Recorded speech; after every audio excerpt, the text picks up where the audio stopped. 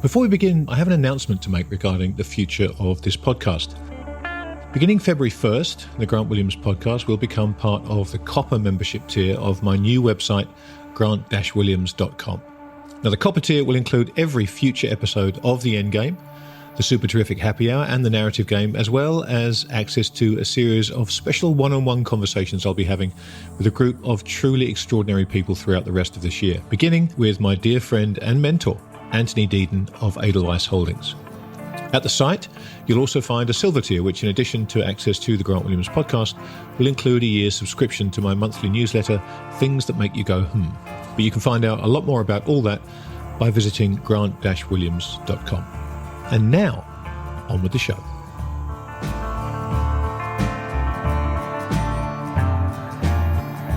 Something that's fascinated me over the last 12 months has been how keen people are to hear my views on cryptocurrencies in general and Bitcoin in particular. I've tried to lay out my position as clearly as I can over that year, and I'll do the same again here. I understand the bull case for crypto very, very well. In many ways, it's a similar case to the one I've been making myself over the years for gold. Because of that, I've been predisposed to be bullish on Bitcoin. But, like anything I come across that looks interesting, I maintain what I view as a healthy level of skepticism until I've had any fears allayed. As far as Bitcoin goes, I'm just not quite there yet. There are things which concern me about its long-term viability, and so until I can have those questions answered to my satisfaction, Bitcoin, to me, remains a highly speculative asset. The difficulty I've found in getting my questions answered stems largely from the binary opinion set I've found wherever I've searched for those answers. Bitcoin, it seems, is either going to eat the world or it's a complete Ponzi scheme.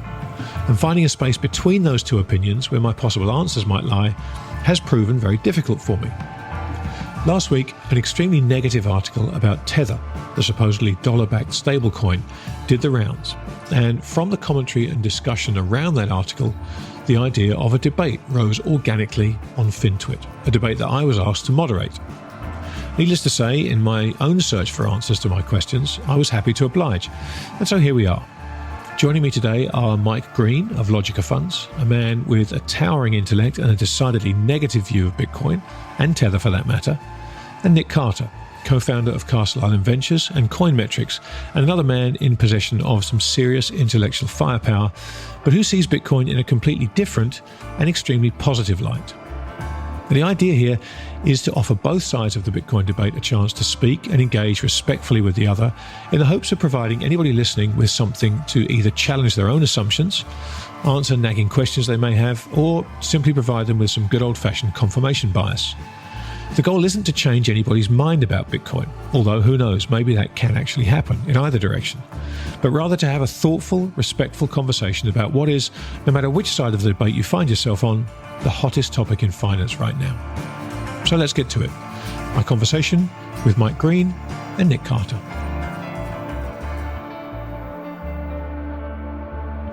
Gentlemen, welcome both of you to this special podcast that kind of arose organically, and I'm absolutely delighted that the two of you were willing to take the time to come on and talk about this, because there's been so much said and written about Bitcoin, obviously on both sides, and right at the top of the show, I'm going to position myself and explain to everybody where I am, because I think that's important for the guy in the middle to understand.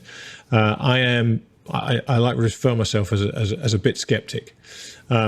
I understand the potential promise of Bitcoin. I've heard some very smart people say very smart things about it, a lot of which resonates with me from my time in the precious metal space, but I have questions that I just don't really, there are things that just don't quite click with me. There are problems that I worry about. And what I've found when I've been on the fringes of this space is that it's difficult to get thoughtful, considered answers that, particularly on Twitter, thoughtful, considered answers that don't just degenerate very quickly into a slanging match from both sides. So to have two thoughtful guys like you join me on the podcast is a real treat for me. So thank you both for doing that. What we're going to do, I think, is start talking about Bitcoin. And then as part of the conversation that I want to discuss, however briefly or however long it takes, the recent Tether piece, the Doomsday piece, which got everybody in a flap a few days ago. So I think what I might do is start with you, Nick, and just to give us really your kind of introduction to Bitcoin and your thoughts on what it is and what it potentially could be, and perhaps any of the things that trouble you about it, if there is anything, in fact. Sure. Yeah. And thanks so much for moderating, Grant. Big fan of your show. And Mike, thanks for agreeing to the debate as well. I'm really excited to talk with you. I'm a fan of yours as well. So from my perspective, like I've been sort of professionally involved in Bitcoin probably since about 2017. It was when I joined Fidelity as their Bitcoin analyst, right? So I was probably one of the first folks on Wall Street to sort of be a dedicated Bitcoin guy. Prior to that, I was just an enthusiast, right? I was an amateur Bitcoiner. I mean, there wasn't really a crypto industry before that, right? And now, my current affiliation is partner at a venture fund, and we invest in startups building on public blockchains. So I certainly believe in this stuff, put my capital to work. And I believe in the vision of the future that includes cryptocurrencies. So, the way I see Bitcoin is it's kind of two things in one. It is a protocol for sending value through a communications medium and encoding value in information. And it's also an asset. It's a monetary asset, and I would compare it to a commodity. So I would say it's a non-state monetary commodity. It's something that stores value over time and space, and it's an independent system of property rights, or rather it proposes a state-independent system of property rights. So you don't need an established legal system or a police force or the state to enforce the rights. The rights are enforced through cryptography. And so in that respect, it's sort of contextually important. So in some cases where you have a functioning financial system, functioning legal system, and there's no risk of expropriation, you have no need for Bitcoin, right? So in the US, that would characterize most people. They're puzzled by it. They don't really see the need for a Bitcoin because everything works great here, for now at least. In other countries where property rights are not really respected and you have inflation or devaluations or just simply, people's funds and bank accounts get seized on a frequent basis, then maybe there is more of a need for a non-state system. So those are the countries where we're seeing some adoption of Bitcoin. You also see plenty of Americans getting exposure to it, maybe in anticipation of a future time when it becomes super relevant, or just out of a speculative mania too. But quite briefly, that's how I see it. I think it's important for there to be non-state monetary technologies. I think Bitcoin is extremely promising, and it improves upon gold in some really critical respects, particularly along the domain of auditability, verifiability, and taking physical settlement, which is where I think it really improves upon gold. But I think if you are positively disposed towards gold, you should probably take a look at Bitcoin, because it's really similar in some of its critical features, although of course not the same thing by any means. So that's my sort of very, very short description of Bitcoin. Yeah, it's really interesting, and I think my time spent in the precious metal space, when I was originally exposed to Bitcoin, I saw the similarities between the Bitcoin proposition as it was then and the things that gold does. I definitely have a few questions about those supposed improvements upon gold, which we'll get into later on. But I want to turn it over to Mike. Mike, just if you can, because obviously your view on Bitcoin is the polar opposite to Nick's, and so I'm curious to get an overview of that and the things that concern you the most, and then we can perhaps dive into some of these things. So it's interesting, because I actually don't think that we are necessarily polar opposites. I think that we have very strongly divergent opinions in terms of the value of it. So my introduction to Bitcoin happened back in 2012. My wife likes to point out that she expressed interest in buying it at $25 and wanted to put $10,000 in. And I said, well, why don't we actually put money in that matters? And so do 100,000. And she of course said that's far too much, and did nothing with it. Right now, my view on Bitcoin for a very long time was get yourself to neutral, own enough that it's not going to make you crazy rich, and own enough that you're not sitting there with an incredible amount of FOMO as you watch others get rich around you. I changed that view in 2020 for a very, very simple reason, which is as I began to see the dynamic of Americans express the view that Bitcoin was the solution to an overly aggressive central bank, it became very important, and that it was the replacement for gold, as Nick suggested. It became very important for me to actually understand on a professional basis what was behind the Bitcoin phenomena and how I thought about it in the context of our portfolios at Logica, where we do own gold. We own gold as part of a macro overlay, and we view it as an asset that has interesting, effectively orthogonal behavior to other risk assets. So as I began to dig back into it in a professional capacity, it actually became very clear to me that I share Nick's view, that it is close to a commodity. It's a unique type of commodity. It's the first commodity that is produced with only electricity. And so while you would think of aluminum, for example, as being produced by the combination of electricity and bauxite, Bitcoin functionally just dispenses with the bauxite and produces a product that can either be stored, and it's commonly referred to as digital gold, or it can be sold for US dollars. And as I dug into the dynamics of that, it actually became very clear to me that the reason why it was valuable was precisely because of that feature. That if you took a process and you used only domestic energy, for example, domestic coal, solar, nuclear, et cetera, then a state actor was functionally printing their own currency to get US dollars. And to me, that broadly explains the Bitcoin phenomenon. It explains why we have the large state actors that are currently playing in China, Russia, and Iran as the dominant forces. Kazakhstan, you can add there as well, as the dominant forces within the Bitcoin universe. That it is functionally an asset that is only superior for criminals. So let's talk about that, because this is one of those narratives that gets thrown out and kind of laughed off all too quickly, right? Someone says, oh, this is, Madame Lagarde said it recently and Janet Yellen said it recently, and they talk about this thing about being, Bitcoin's used for drug deals and money laundering. Obviously, neither of them mentioning that there are more euros and dollars used for those two things than anything else on the planet, but that's besides the point.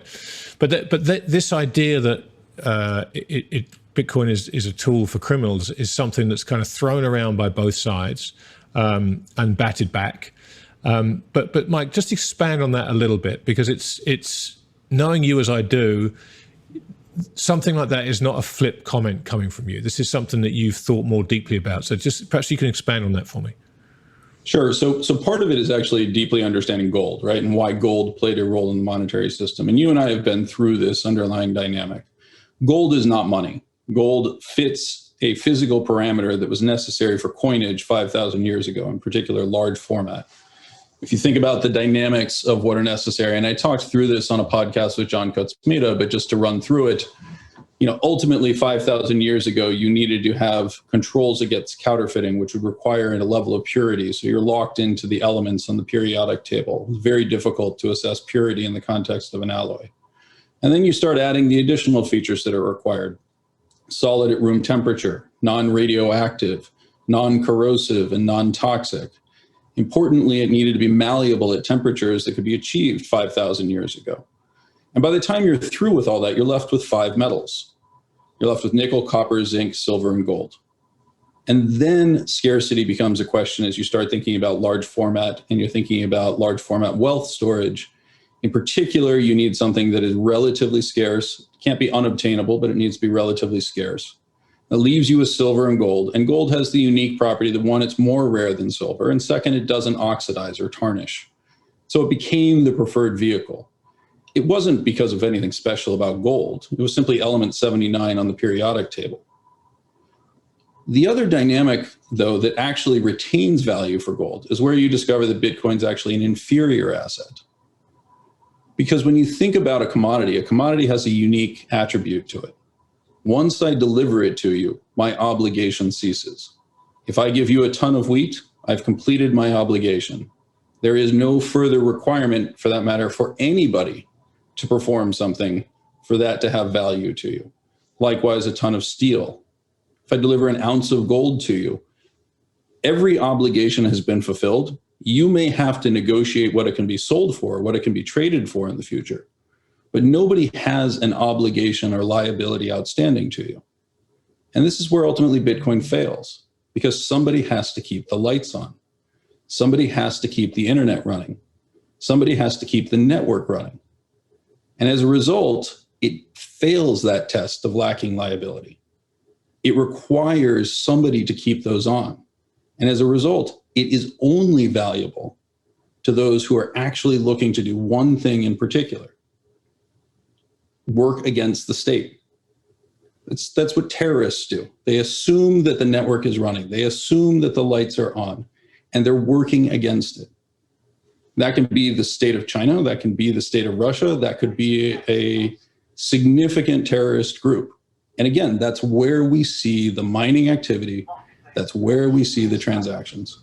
Yeah, it's interesting, Nick. I'm going to bring you in on this one because I want to get your thoughts on this, because that's one of the things. At the top of the show when I talked about some of the things that concerned me about Bitcoin, one of them was not for Mike's particular angle on it, but this necessity for there to be functionality and other things in order for Bitcoin to have its value and preserve its value and be transferable was one of the kind of bugbears that I had with the system. So given what Mike said and understanding where I am in the thing, I'd love to get your thoughts on what Mike just said then. Yeah, so I guess there's like two big points to address. The first one being that Bitcoin is ostensibly only for criminals. And I guess the other one, which I'll start with, would be Bitcoin as possessing some kind of liability because it depends on the internet. So I'll start with the latter.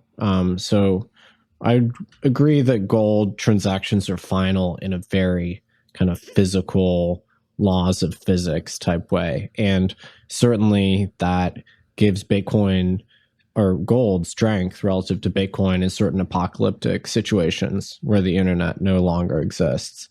The ways that Bitcoin improves upon gold are because it's dematerialized, because it doesn't have that physical presence.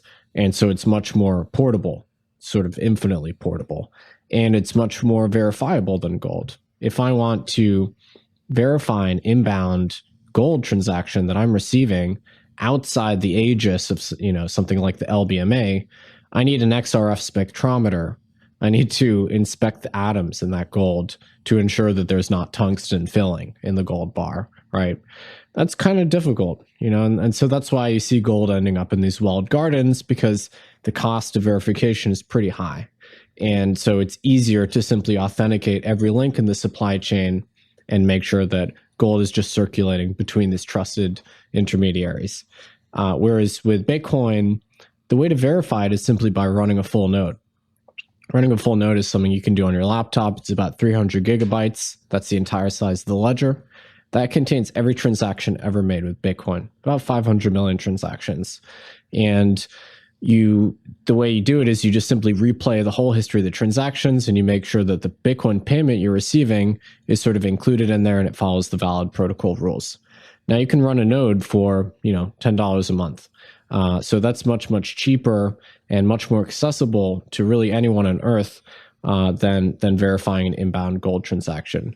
So there's a trade-off, right? The trade-off is you're dematerializing something, so you lose those really hard sort of laws of physics boundaries, but you gain, this crucial right to be able to verify a transaction and to take physical delivery and then to transport that asset with you anywhere.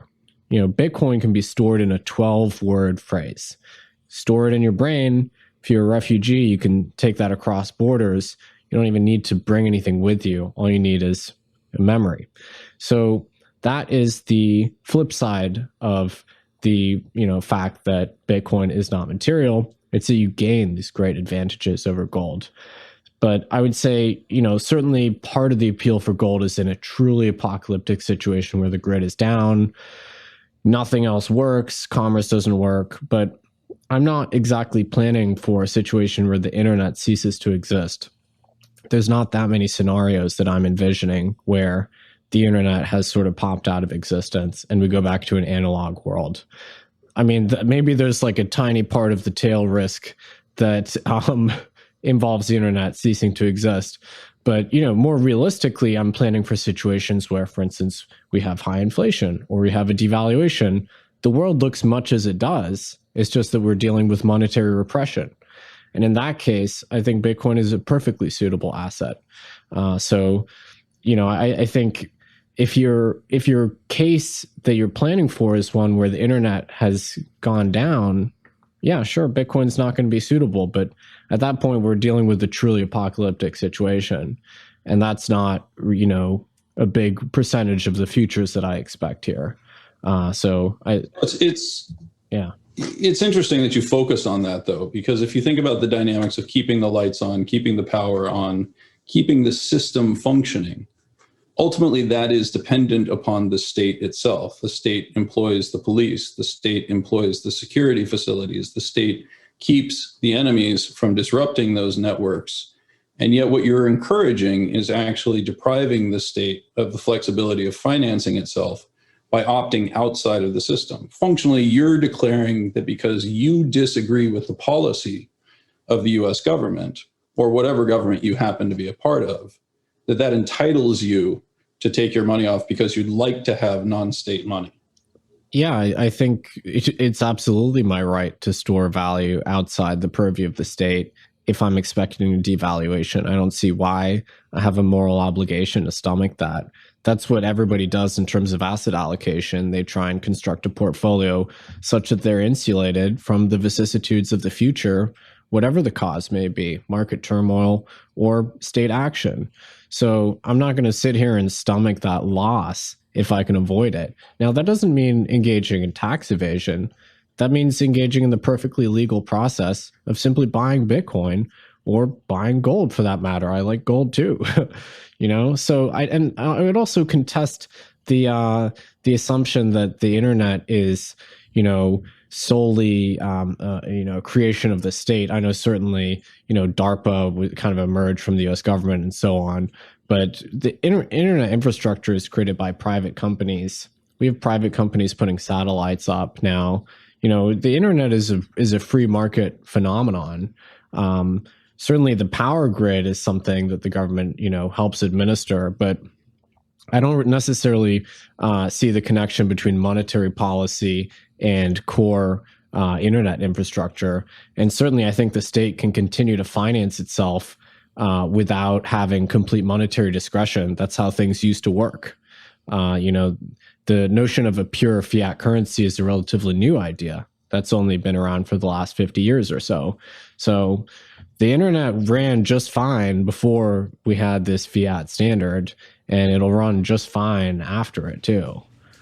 Let me jump in, because this is one of the things that I struggle with when trying to get my head around Bitcoin, particularly versus gold, and that's this idea that Mike brought up in a slightly circuitous way, but this idea that the state ultimately does control access to Bitcoin, and that vulnerability is something, to me at least, the Bitcoin proponents will tell you that it's outside, it's too big, the state can't do anything about it, they can't disrupt it.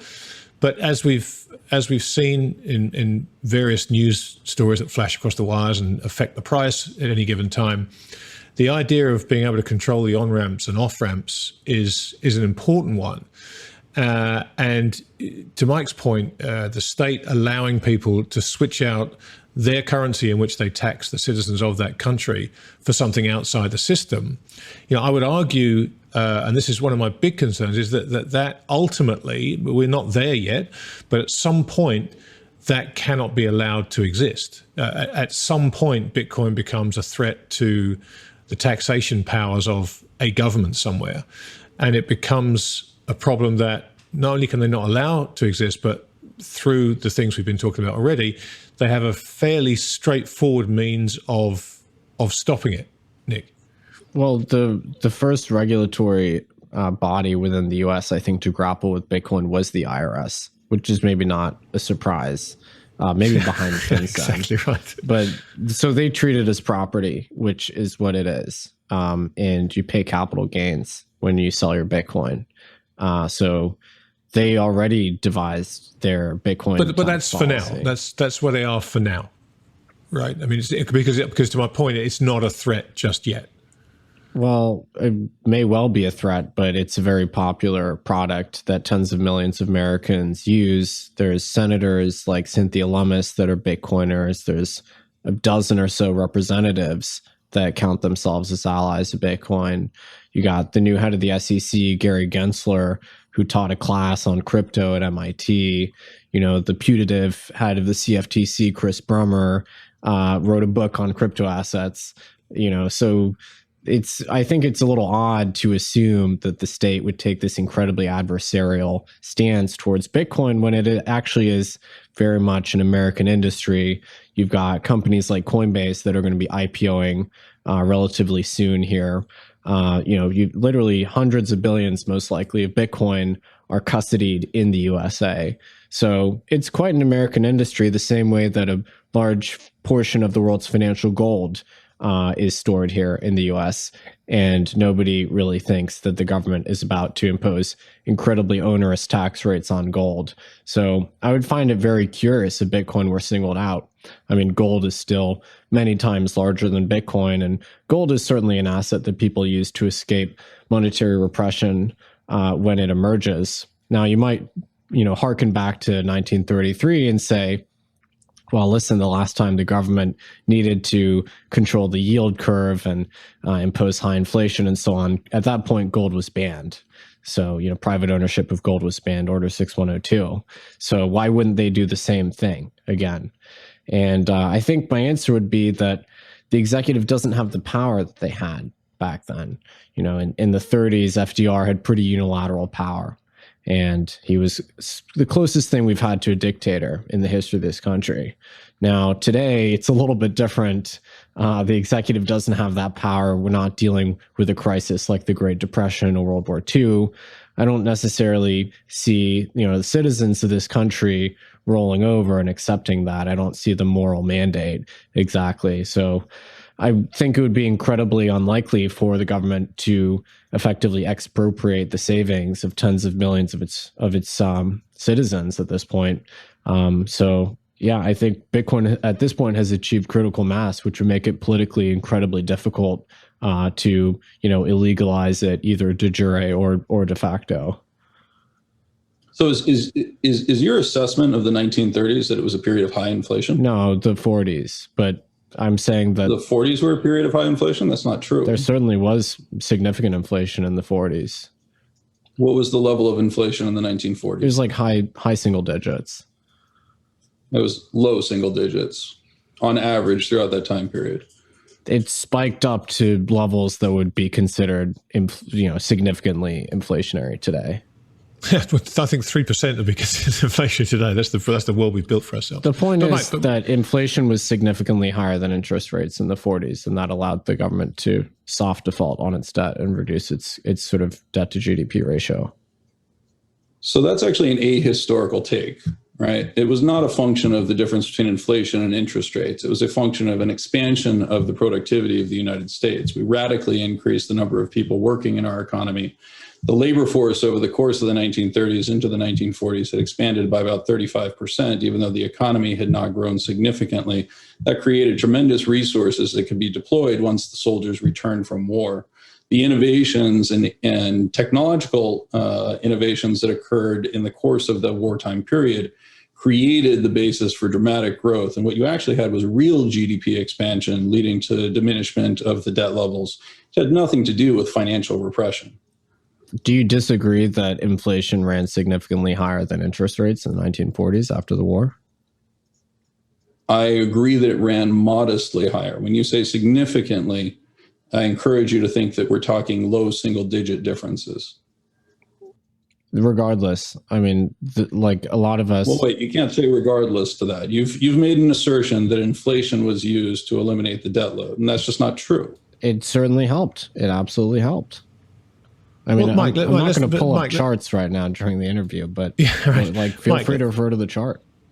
Mike, let's get back to the point that we're discussing here, which is this idea about crypto being at some point a threat to government taxation powers, at some point becoming enough of a threat that it it becomes something that the government cannot allow to coexist alongside its own power of coinage.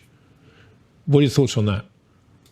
So I would suggest that if that were to ever get to that point, I agree with you that it would become a critical issue. My concern is that it represents a threat already, not because of the potential to replace U.S. taxation, although I find it concerning that an increasing number of Americans are being encouraged to decide that their decision about policy overrides the overall policy objectives of the state. I would suggest that that's a very frightening development, that we've effectively robbed ourselves of any sense of unity or alignment behind our leadership. The second thing that I would highlight, though, is that if we look at the scale of Bitcoin and we look at the operations that are underway, it is already being used to an extraordinary degree to provide hard currency to those that are aligned against us on the global stage. So China, Russia, and Iran are all using Bitcoin as a tremendous resource for obtaining US dollars. So, yeah, Mike, I mean, you and I have spoken about this, and I've listened to you talk about it, and I've seen some of the work you've done. Just flesh that out for us, because it is interesting, and it's one of the things that you've kind of alluded to, but I think it probably would be good for a lot of people to listen to you talk about that as best you can. Sure. So when we look at countries like Iran, or we look at countries like Russia, or we look at countries like China, they all, if they want to purchase goods from abroad, need hard currency. Ultimately, the Russian ruble is only useful when transitioned to the US dollar. The Chinese yuan is only useful when transitioned to the US dollar, with the exception of the decision to trade with other countries like Iran and Russia, who likewise are short US dollars. Bitcoin is turning into a major source of those dollars. And that feels difficult for people to understand because they see the large trade surplus that China will run with the United States, for example. But what that fails to consider is the extraordinarily low value added component of that. So the statistic is fairly typically given that China collects somewhere in the neighborhood of 4 to 5% of the value of an iPhone, right? So $40 off of a $1,200 phone. That low level of value added means that trade surplus really doesn't create that much cash for them, that much USD. What they're actually doing is buying a lot of commodities and paying a lot for the intellectual property that's coming from the United States or coming from Taiwan, which is an important consideration. And they're effectively processing that at very, very low value added. A product like Bitcoin or a product like fentanyl actually has a remarkably high value added content, and therefore can be a tremendous addition in terms of the actual hard dollars, USD, that are received relative to the effort that's put out. Bitcoin would be the poster child for that. Again, because all you're doing is putting electricity into a process and you're receiving a saleable commodity, what you can do is you can simply steal from the resources of your own population. You can use underpaid labor to extract those resources in the form of lignite coal or to build solar facilities or whatever. Effectively, you're just stealing from your own country and printing your own currency to generate US dollars. It's an end run around any form of sanctions and control. And individuals that are actively involved in Bitcoin are facilitating that by providing those dollars. So I have a question for Mike, though. So, I mean, China exports, what's China's kind of trade surplus, like $500 billion plus a year? China, collects US dollars. With the US. They run trade deficits with the rest of the world. So China collects dollars by selling products to Americans. Let's say the state was mining Bitcoin, which is not exactly the case. It's private entities, but let's say they were. How is that any different from just Chinese firms exporting any other good or service to the US? What's the difference there? Ultimately, I would suggest that there are two components to it. Again, when they ship us baseball caps, they are not simultaneously shipping us baseball caps and saying, you're receiving these baseball caps because of the collapse of the US dollar, right? The second component, as I said, is of that $500 billion trade surplus that they run with the United States, they have to run massive trade deficits with the rest of the world in order to obtain the resources to produce that 500 billion. The value added content is extraordinarily low. If you look at China's foreign reserves, which would reflect the accumulation of resources if they were actually getting tremendous amount of additional value, they have been at best flat. And until the introduction of Bitcoin mining, they had been declining. So just to give people a sense of the numbers involved here, right? So I think you might be somewhat overstating the amount of new Bitcoins that are produced in terms of the effect on actual financial flows globally, right? So today there's 900 new Bitcoins that are mined every day, right? A block has 6.25 Bitcoins. There's 144 blocks in a day typically. And Bitcoin is about $30,000, give or take. So that means the entire Bitcoin mining industry has revenue of $10 billion a year, just about. So, what you're suggesting here is that we have hostile foreign regimes, et cetera. They're mining Bitcoin, they're getting hard assets. The truth is, most Bitcoins have been mined. 88% of Bitcoin's been mined. The rate of mining issuance is slowing. Every 4 years, it gets cut in half. The annualized inflation rate of Bitcoin, monetary inflation, is 1.8%. So we're talking about relatively small numbers in the grand scheme here. Like, let's say Iran, the entire mining operation was nationalized, which is not, but, let's say it was. And they were using all of the Bitcoin they were mining to import. All of the Bitcoin was being collected by the state. Now, if you look there's some great stats on the Cambridge alternative finance website estimating the location of mining. Iran's about 3.8% of global hash power, according to that estimate, which I think is fairly credible, right? Now, 3.8% of the annualized Bitcoin mining reward is $370 million. How big was the Iran deal, the pallets of cash that Obama shipped over to Iran? I think it was somewhat larger than that. So, look, we're talking about relatively small numbers here. And certainly there are state-sanctioned mining operations. In Venezuela, we know, the secret police went around confiscating ASICs, and now they mine. But the numbers here don't really bear out any kind of strategic threat to the U.S., especially in light of the fact that we have free flow of capital with most of these countries. So, I think you might be sort of overstating the magnitude of the quote-unquote problem here. So I actually disagree that I'm overstating it. I think that you're focused, one, exclusively on Bitcoin, and I understand that the other coins are smaller, but they are ultimately, there's quite a bit of profitability. The second is that, as you've pointed out, you can use Bitcoin or other altcoins as a storage mechanism. If we look at the flow of funds in the last 36 months, effectively during periods of low Bitcoin price, we've actually seen an accumulation by countries like China, where they not only have mined, but they've accumulated by buying on the open market. The second dynamic, though, is what we've seen in the past year, which is in the past year, the estimates are somewhere between $50 and $150 billion worth of crypto assets have been sold. And I would include in that things like Bitmain miners, right? The actual, or blanking on the name on it right now, but the actual equipment itself is all coming from China, right? So those dynamics are not inconsiderable. When we're talking billions of dollars, it's important to remember that on an inflation-adjusted basis, the Soviet Union in the 1970s ran on a total of $24 billion in today's terms.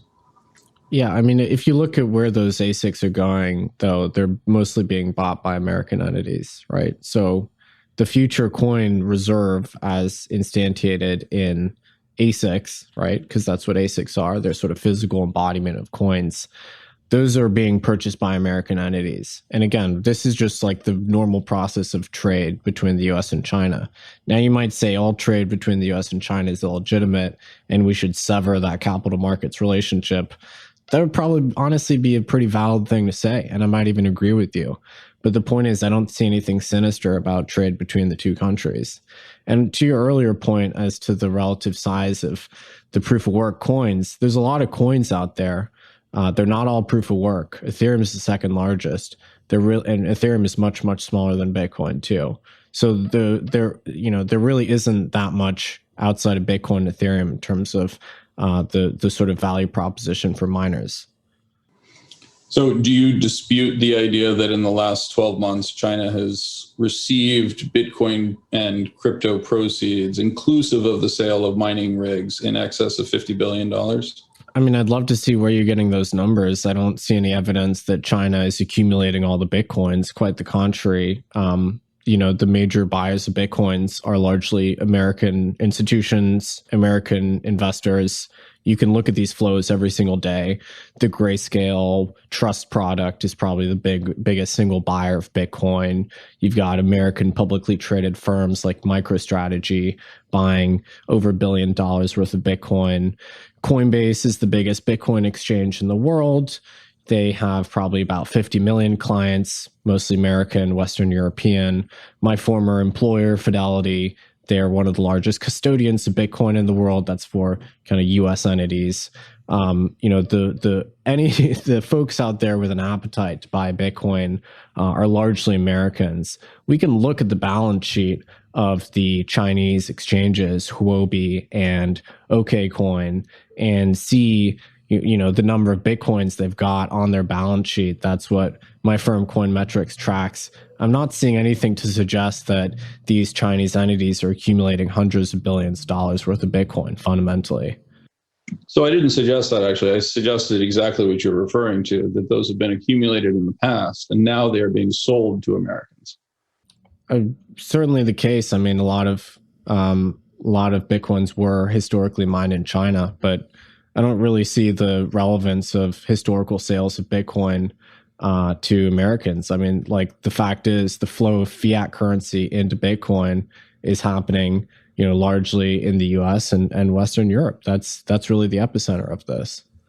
Well, that's actually quite interesting, though, when I think about it in the context of what you said earlier, that, the primary rationale for adoption was refugees, or those who needed to fight back against their governments in places like Venezuela or Argentina, where they were experiencing strongly adverse conditions, right? It established the moral case for Bitcoin. What you just told me is it's largely Europe and the US that is providing the flow of dollars and euros to China. That's because first of all, I'm going to completely dispute the fact that China is the sole producer of Bitcoins, because that's not true. And second of all, America just fundamentally has the most capital in the world. America probably represents 40% plus of all the publicly traded equity capitalization globally, right? Even though the US is more like 20% of GDP. So there just are fundamentally large capital markets in this country. That's why they account for a lot of buying power. But Bitcoin is a fundamentally global phenomenon. And if you look at, there's a great study by Chainalysis. They look at the countries where Bitcoin trade occurs. You look at the per capita intensity of Bitcoin trade. They identify a bunch of different places, ex-US, where you have, a high rate of per capita adoption. Ukraine, Russia, Venezuela, obviously China, Kenya, South Africa, Nigeria, Colombia. A lot of these places, people are adopting it because of inflation. We know for a fact that there are extremely vibrant Bitcoin markets in Venezuela. Now, if you look at it on an absolute basis, though, the US is going to dominate because there's just fundamentally more capital here. But you could say that the US individuals and financial infrastructure monetizing Bitcoin, make it a liquid commodity, is a way to support its usage globally, because that provides it with a liquidity and a stability that means that it's useful for people around the world. And a lot of the software to use Bitcoin is developed in the US, and then it can be used by dissidents worldwide or folks trying to escape inflation. So there's an enormous positive externality that comes from Americans monetizing the asset. So just very quickly, though, when you said that, I want to return to your earlier comment that you said the U.S. has no need for Bitcoin. And what you're saying now is that it is a public good, that the U.S. is financing the Venezuelans or the Ukrainian dissidents or the Russian dissidents, although I would question whether what we're actually looking at is dissidents in those last two regions. You're suggesting that the primary role is for the U.S. to accumulate this to finance the resources of the dissidents and the impoverished in the rest of the world. It's a positive externality of the fact that it's, largely Silicon Valley firms that have built the infrastructure to make Bitcoin functional and useful. I'm not saying it's exclusively American entities that have done this, but it is in large part Americans. But of course, Americans are buying Bitcoin for good reasons too. It's just that reason is not immediately apparent if you're looking at inflation.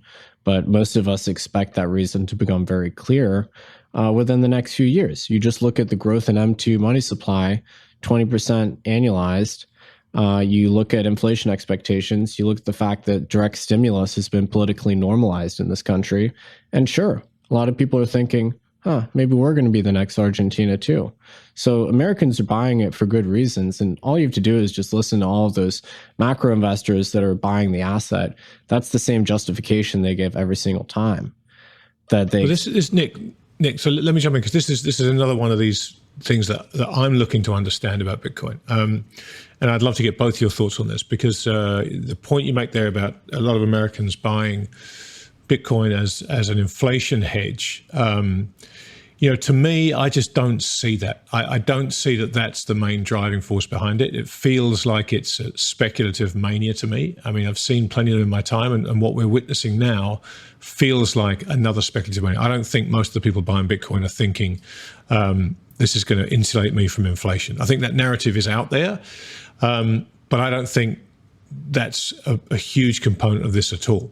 The other point about the whales, the Paul Tudor Jones of the world, the Druckenmillers, we've seen a lot of these guys come in and talk about the merits of Bitcoin. But again, the thing that I don't struggle to understand, but I wrestle with, is Bitcoin, to me, started off as an ideological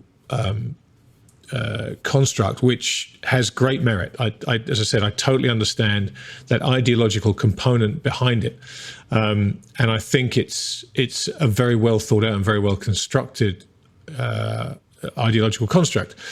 But I think what's happened, as I look at it, is that it has now run into Wall Street, and the ideological construct of Wall Street is much simpler, and that's make money.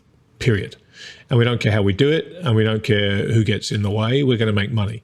And so when I look at some of the adopters of Bitcoin, and I don't mean this in a pejorative way, but someone, let's say Paul Tudor Jones, for example, right? Paul Tudor Jones is arguably the greatest trader of his generation. He's a trader.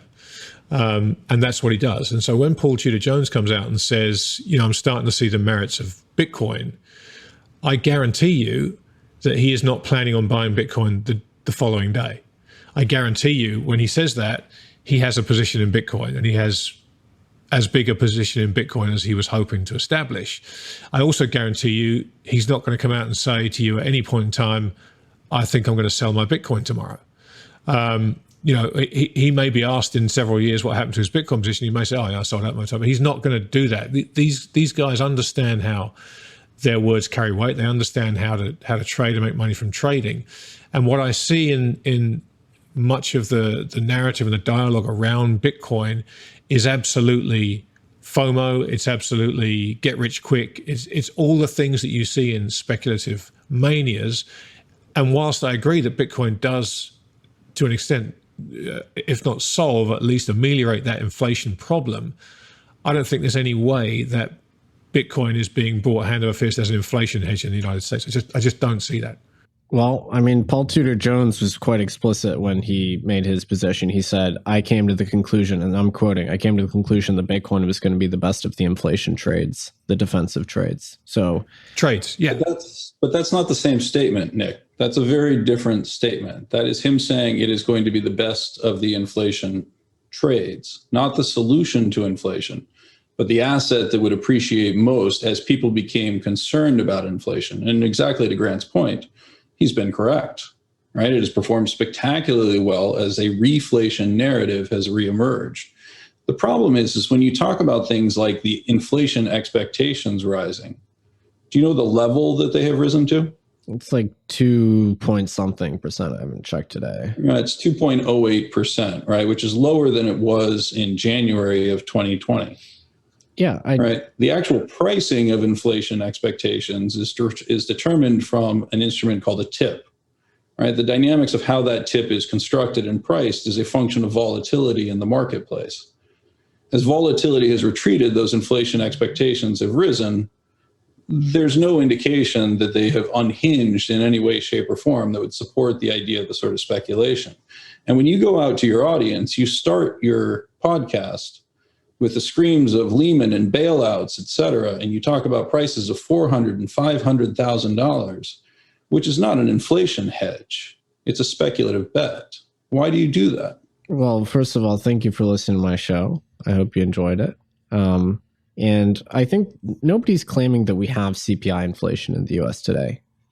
The mere point is that inflation is a specter which could return. And sure, you can buy Bitcoin once inflation is here, and the US is once again engaging in monetary repression, or you could anticipate that and buy it today or last year or the year before that. Now, Bitcoin is still pretty small. So if you're buying it early, there's a significant risk associated with that. The world doesn't really understand it well.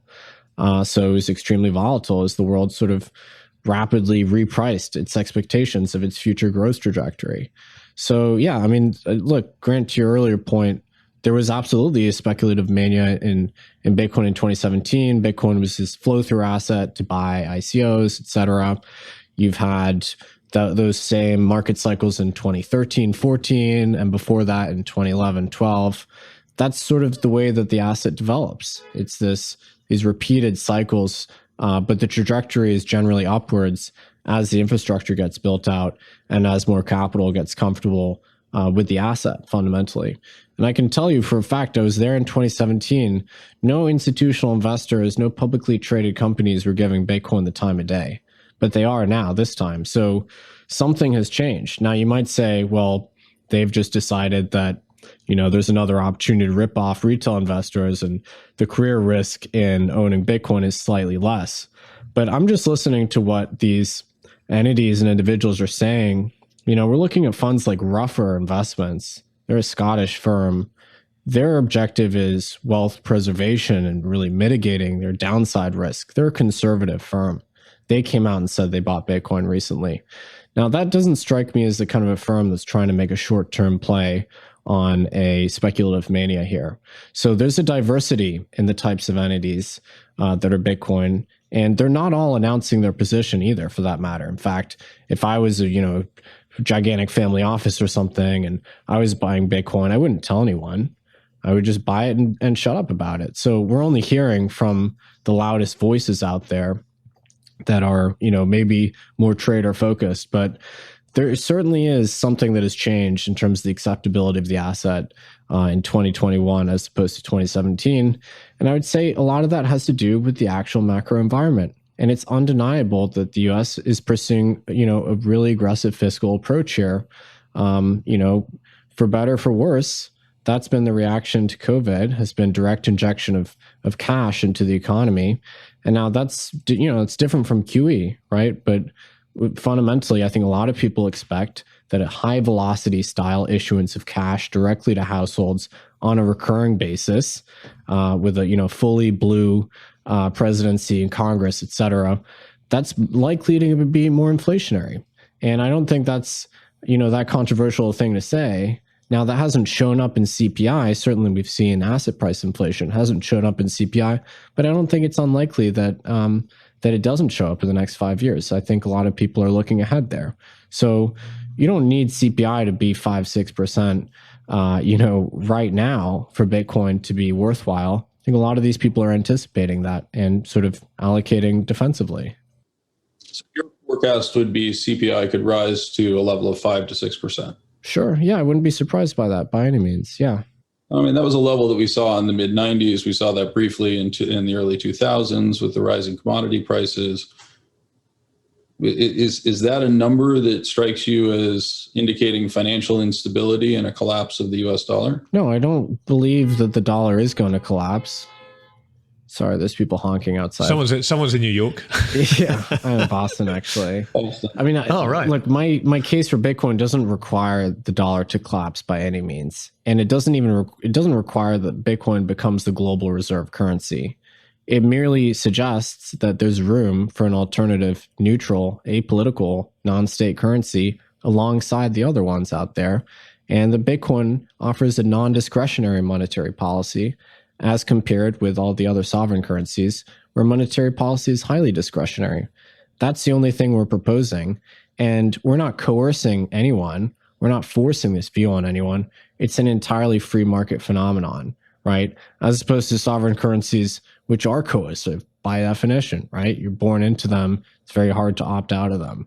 So, this is the purest and least coercive approach to monetary competition possible. And I think ultimately it's going to be a disciplinary force on the established central banks.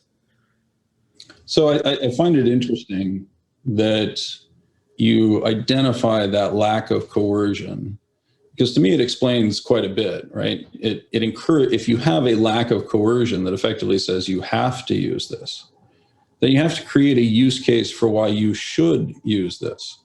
I would also highlight that you referred to it as a currency, which would suggest that the taxation regime needs to change quite dramatically. But with that put aside, let's take that for a second. What you've just established is exactly my objection to how it is currently being marketed to the American public, which is one of fear or one of greed, right? We're going to capture extraordinary returns. We're going to take your wealth and not only protect it, but we're going to multiply it. You're in a secret club that you got into first. We've got lots of code phrases and lots of words, and you get to be super cool when you join it. But you have real individuals who are putting their financial futures at risk, and an asset that you're admitting could very easily be made outlawed and should be made outlawed, in my opinion, given the succor that it's providing to our enemies. But when you have that underlying characteristic, you have a responsibility to consider what you're doing. Yeah, Mike, I don't think it could easily be made outlawed. And if they tried to make Bitcoin illegal, then I would become a dissident. And, if they're happy that, they'd be welcome to throw me in jail, et cetera. But, fundamentally, I don't think there's anything that radical about proposing a currency or, monetary commodity that's outside the purview of the state. That is the historical default, right? That was the role that gold played for hundreds of years, right? And we've only had a fiat standard for 50 years. So all I'm suggesting is a reversion to the mean here. We keep coming back to this general idea that gold is somehow money, right? Gold is not money. Gold was element 79 on the periodic table that was useful in large format coinage. That's all it was. Mike, the nomenclature we use is completely irrelevant to me. What matters to me is the qualities that you get from these items, right? The important thing about gold is that, as you described earlier, it had the good qualities of durability, malleability, and it was stable, etc. Yeah, it had and crucially was well distributed in the Earth's crust, so that you can sort of obtain gold in a bunch of places. And much like Bitcoin, it's difficult to obtain gold, and so you have to sort of spend $100 to maybe mine $105 worth of gold. So very similar in nature, I would say. Bitcoin resembles that. To me, it's somewhat irrelevant what we call it. The important thing is that you're putting your faith in a hard asset, which doesn't have a monetary policy, which is beholden to the state, right? Because we've seen that fail time and time again. And that's why many people yearn for the gold standard. Yeah, but see, this is actually another reason why Bitcoin fails ultimately, because what you've done is by making it the ultimate scarcity, by putting it in true scarcity, where any Bitcoin lost is a Bitcoin that'll never be recovered, right? You've created an asset that ultimately encourages people not to participate, right? So gold, at least, if there was a shortage of gold, encouraged people to go out and mine and develop new processing techniques, for example, cyanide process, that dramatically expanded the quantity of gold that was available to individuals and to states to use. Bitcoin goes in the opposite direction. Your best return from Bitcoin is to do exactly what people are encouraged to do: hodl, not participate. That's damaging to society. Mike, I think you might have a somewhat skewed view of the current technologies that we use to transact with Bitcoin. I mean, certainly in the early days, it was difficult to manage your Bitcoin exposure properly. It was, people lost a lot of Bitcoin before it had a market price, right? That was the news story that everybody saw recently. Those coins that Stefan Thomas lost that are worth however many hundreds of millions now. A couple of hundred, yeah. He mined them when Bitcoin literally didn't have a market price in 2009, 2010, right? So, it's not surprising that he didn't invest a lot of energy in his setup. But 12 years have passed, and there's a bunch of sophisticated ways to transact with Bitcoin, such that there's no real risk of losing your coins. Obviously, we had to go through this learning curve as an industry because we're storing value in the form of information. So we need a new way to safeguard information. The stakes had never been that high for storing information. So we developed, multi-signature wallets and cryptographic protocols and, MPC, new cryptographic technologies in order to facilitate transactions. But that exists now. That's exactly the kind of thing that we invest in as a firm, right? So I would encourage you to experiment with some of this stuff and see what it's like. I mean, and it doesn't just concern Bitcoin, by the way. I'm sure we'll get to this, but the flow of dollars in a tokenized format too. So the industry has sort of evolved beyond those incredibly primitive early days when transacting with it carried a lot of risk. Today, if you look at the rate of funds being lost by exchanges, for instance, it's much lower than it has been historically. So I think that's definitely true. But again, you opened up an early use case where a refugee memorizes their address and manages to make their way across a border fraught with risks to achieve great freedom with Bitcoin in the future. If that person happens to get bumped on the head and forget their password, it's gone, right? I mean, it's no different than being robbed by bandits in the hills. So the difference is that when the bandits rob you in the hills, that gold returned to circulation. That gold did not disappear. In this case, it would completely disappear, and that individual, through their forgetfulness, would affect monetary policy. That seems absurd. Well, I mean, I think you're sort of, the way you're proposing it is that there's some sort of required amount of Bitcoin that the world needs in order to function. But the amount of Bitcoin that exists is completely arbitrary, right? We can divide up Bitcoin to as many decimal places as we want. So any quantity of Bitcoin is sufficient. When you divide it, does that involve redistribution? Because it doesn't. No. Right? All you're doing is saying, I have $100 in my pocket. I split it into one. I can have one $100 bill, or I can have 100 $1 bills. That's not redistributing it and spreading the wealth. And in fact, if we look at the Gini coefficient of the Bitcoin economy, it's infinitely higher, not infinitely higher, it's markedly higher than any other economy in the world. Where are you getting that Gini coefficient data from? Simply from the storage in the wallets. The value that is held by the wealthiest individuals in Bitcoin relative to the aggregate value that is held by other players is a higher concentration of wealth than any other in history. That's not a like with like comparison, because you're looking at a bunch of omnibus wallets for exchanges that are storing a lot of coins on behalf of many individuals in a handful of wallets. So you're not going to be getting a your pure suggestion Gini is coefficient. Bitcoin is widely distributed. Well, we know empirically there's plenty of surveys. The FCA has done surveys. Actually, branches of the Fed have done surveys. Canadian Central Bank has done surveys. You got good studies from Cambridge Center for Alternative Finance.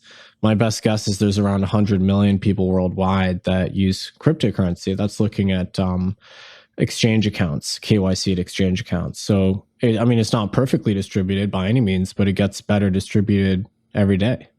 So 100 million out of roughly 8 billion? Yeah, and that's pretty good progress as far as I'm concerned for something that's only about a decade old.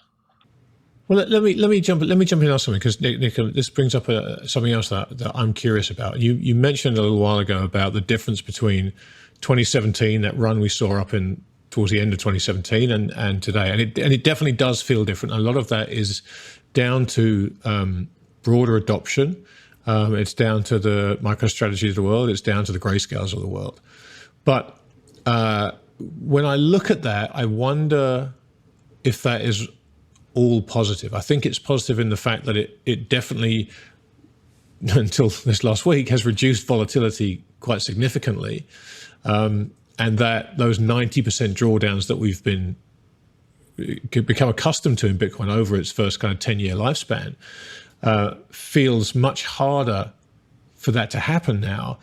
But the flip side of that is, and I think this is a point that you've both been knocking backwards and forwards here, is when you've got something like Barry's Grayscale Trust, and you've got MicroStrategies Treasury, and you've got a lot of big whales, let's call them, who are who have a much higher tolerance for volatility than the public, than a retail investor. You do have, optically at least, you have this this appearance that this will be a very simple instrument for the transfer of Bitcoin from weak hands into strong either corporate hands or strong kind of Wall Street hands. And I see signs of that. I see signs of, some of the recent drawdowns we've had feel like, to me, what would ordinarily be something you see at the end of a speculative mania, except this time we have a kind of two sides to this. We've got big holders who have threshold for pain and can watch something that retail money has piled into at 40,000 drop 25% in a few days. They can stomach that, they can sit quietly and then mop up all this stuff. So it feels like Bitcoin is being concentrated at the expense of retail investors into the Wall Street mafia, let's call them, for want of a less pejorative phrase. Is there any validity in that, or am I smoking something? Well, it's a fair point. I mean, as with any volatile asset that retail participates in, retail will occasionally lose money, 100%, even if the asset typically goes up. There's nothing I or anyone can do about that.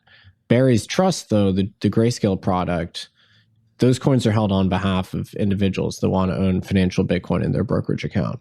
So, that's not, they have about probably maybe 3% of all outstanding Bitcoin, something like that. That represents probably hundreds of thousands of individuals that want to hold Bitcoin on Schwab and Fidelity and so on. So that's not, one entity. MicroStrategy, on the other hand, they've accumulated, I think, 70,000 Bitcoins. That is under the purview of one entity. But, I would just invite you to look at the blockchain itself. So it's very transparent. Unlike other assets, this is one of the really interesting things about Bitcoin. Every transaction is visible. You can run amazing analytics on it. So you can do this query for yourself. And I wish I could pull up this chart for you right now. I mean, you can look at the number of addresses that have retail sized amounts of Bitcoin, people holding Bitcoin on chain. So you can look at the number of addresses where they're holding 0.01 Bitcoin or 0.1 Bitcoin. You can see that number is typically increasing over time. So I'm not seeing evidence for concentration when I look at the blockchain. I see the opposite. I see dispersion, and so that's very positive. One of the things that you pointed out, though, is that almost all the Bitcoins have been mined, right? So the only way that it gets distributed to the rest of the world is by spending from some group that has a concentrated component of it. That's right. How are you proposing that gets distributed? It gets distributed as, long-time holders sell out, right? They have liquidity needs. A lot of people, accumulated Bitcoin early on. Maybe they got it from a faucet or, there are a bunch of ways to accumulate Bitcoin in the early days. And they ultimately need to consume. And so they sell their Bitcoins to newer holders. And so this is the distributed effect. You can look at the history of, for instance, the Canadian Central Bank has a time series survey. They've run it 3 years in a row now, counting up how many Canadians own Bitcoin. You see the number increasing year over year. So if you look at any of this data, you'll see the number of coiners is increasing globally. It's hard not to arrive at that conclusion, quite fundamentally. But when you look at that underlying dynamic, right, again, there is no example in history where the distribution of a currency or a good that represented wealth began with a small select group and then scaled in the manner that you're talking about outside of private companies like Apple or Microsoft, et cetera. And functionally, that's what it is, right? I mean, what you're alluding to is the idea that you're buying shares in a company, in a protocol. We've heard people refer to this as the early days of the internet. What if you could own a piece of TCP/IP, right? Yeah. I mean, the wonderful thing about Bitcoin is it fits every tulip in history.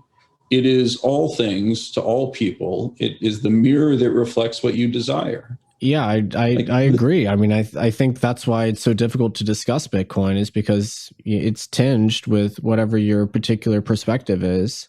I don't see it as a corporate entity at all. I see it as an organic bottom-up phenomenon And if you're Satoshi, I don't see how else you would have designed it such that it could achieve this credibility and neutrality in issuance, aside from the way that he did it.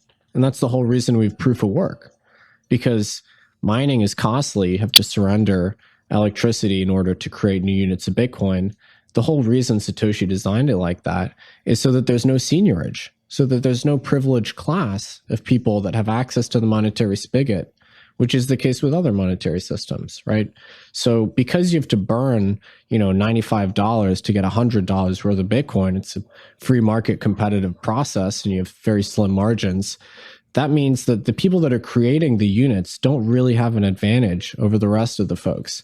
So that's how Satoshi did it. I mean, he could have emailed all the Bitcoins to the folks on the cryptography or cypherpunk mailing list when he announced it in 2008, but that wouldn't have been fair.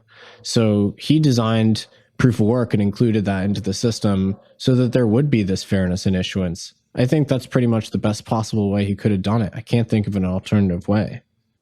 So if you're saying there wasn't a privileged class, then why do we have several centimillionaires or billionaires that have emerged out of the early days of Bitcoin before it's even been proven? Because they were effectively speculators that made a very correct and very ballsy bet, basically. This is the case with any monetary transition. It's always going to be disorderly. You're never going to be able to airdrop the new monetary system pro rata to everybody on Earth. But that's ahistorical, right? Brazil introduced new currency. Germany introduced new currency. Japan introduced new currency. We've seen currencies introduced all over the world. They've never had the characteristic of $1.5 billion drop to one individual and a few dollars drop to another individual. You yourself said that Bitcoin is not a currency, and yeah, of course, the state has discretion. But you just called it. You see, Nick, you can't go back and forth on this. You can't call it a monetary system and then claim that it's not a currency. Well, I mean, look, I think those are distinct, right? Like, if you think currency is the purview of the state, fine, but yeah, certainly Bitcoin is a monetary commodity, right? So, system is absolutely what it is. But again, look, this is an organic phenomenon. It is new because we have never seen new internet native monetary systems emerge from scratch before, because the internet didn't really exist before. But cypherpunks have been trying to create digital cash for decades. Bitcoin was just the apotheosis of that. It was the conclusion of their efforts. It was by no means the first one. There are a lot of failures before that. It was just the first successful one. But because we live in a world that's rapidly becoming dematerialized, it shouldn't be a surprise to anyone that we have an internet native currency. And under the circumstances, Satoshi distributed it in a way that was as fair as possible. If you want to get privileged access to Bitcoin, there's no way you can do that. You have to mine it alongside anybody else. And so you have to compete in the free market with mining. Yeah, unfortunately, I actually disagree with that. I think the evidence is very clear that it wasn't distributed as fairly as possible. It was distributed to those with inside knowledge. Again, if I'd listened to my wife, perhaps I would be sitting on your side of the table, right? She didn't have inside knowledge. She had outside knowledge, right? That's possible. Well, she is a woman, and she is my wife, and therefore she's going to be infinitely wiser in all situations. Unless, she's part of the group that was Satoshi. But seriously, Satoshi announced Bitcoin in October 2008, gave everyone on that mailing list advance notice, and then in January 2009, started mining Bitcoin. If Satoshi had wanted to sort of allocate themselves a share, they could have. They could have said, hey, I deserve 10% of this thing, which would have been a more corporate model, right? That would have probably been valid. But instead, Satoshi just made it equal opportunity. It's just that nobody cared about it, and nobody thought it was going to succeed. Nick, come on. It's equal opportunity. He distributed it to a mailing list. That's no different than a friends and family insider round. It was the most salient demographic because it was an incredibly esoteric digital cash project.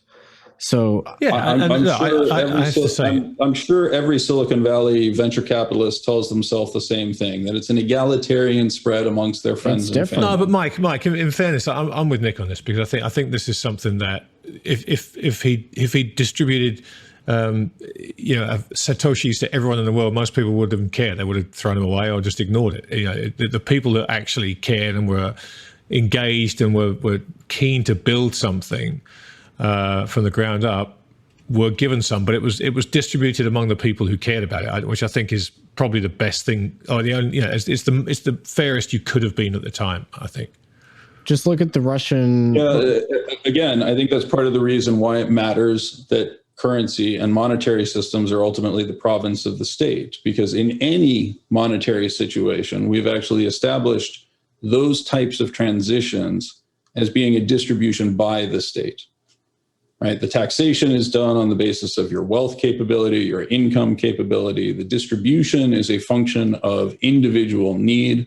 In some cases, they do have privileged access. There is no question about that. But the distribution is infinitely more fair, to use the language that you'd like to use, than what you're describing, where it's sent to a technology list. Again, that's just a corporate action. That's no different than a friends and family or insider list on a corporate raise. Mike, there was a period of about 18 months when Bitcoin did not have a market price and it just circulated freely. And for years, Bitcoin was worth virtually nothing. So anybody that was remotely interested in digital currency could have acquired it for almost nothing. Today, they can acquire it at a $600 billion market cap, which is really not that much in the grand scheme. So yeah, it's undergoing this secular decades-long process of monetization and realizing its destiny as a monetary asset of consequence. You can invest in it at any stage.